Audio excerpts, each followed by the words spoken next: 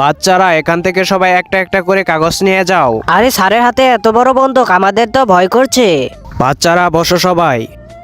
তোমরা যে যেমন কাগজ পেয়েছো সবাই এটার মতো করে ছিঁড়ে বানিয়ে দেখাও। যে বানাতে পারবে না তাকে আমি সাথে সাথে গুলি করে মেরে ফেলবো। শুরু করো সবাই। তোমাদের সময় মাত্র 2 মিনিট, এখন থেকেই তোমাদের সময় শুরু হচ্ছে। তাড়াতাড়ি করে বানিয়ে ফেলি। এটা তো ছিঁড়ে গেল। তুমি বানাতে পারোনি। আ আরে আমারটাও তো ছিঁড়ে গেল। তুমিও বানাতে পারোনি।